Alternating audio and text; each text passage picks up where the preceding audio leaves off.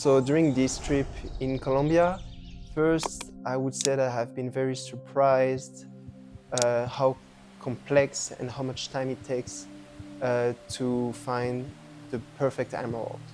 Of course, it's about luck, but also it's about a lot of work. And I was amazed by how these miners work to find the perfect gemstones.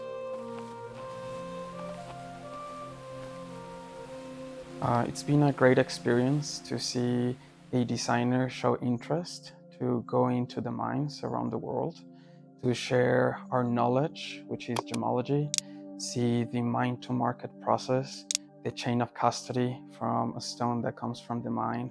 It goes from one place to another, all the way to the end, to his actual hands, to create a piece of jewelry. So we wanted to discuss with you and just explain how difficult it is to actually get a high quality emerald for high jewelry into the hands of jewelers and into the marketplace.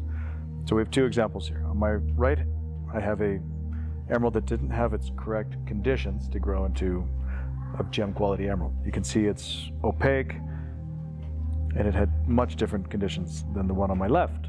Now the one on my left, and I hope you can see it correctly in the camera, tell you, 12 years in the industry, it's very difficult to get the correct color and transparency of emeralds on camera. But you can see the transparency difference. You can see the actual host rock difference.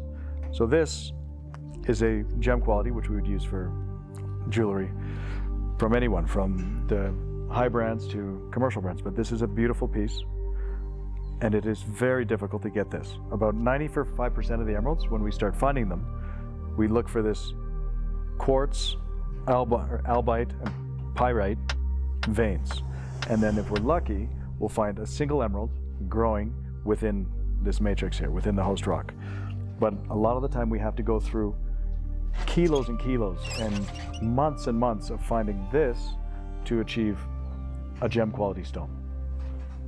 It was very interesting for me to see that an emerald go hand to hands, because there is so many stages to find the stone, but also to recut it in a special way. Then it goes to gemstones dealer, then it goes to designers. So I wanted to follow all the story of the emerald to understand more about it.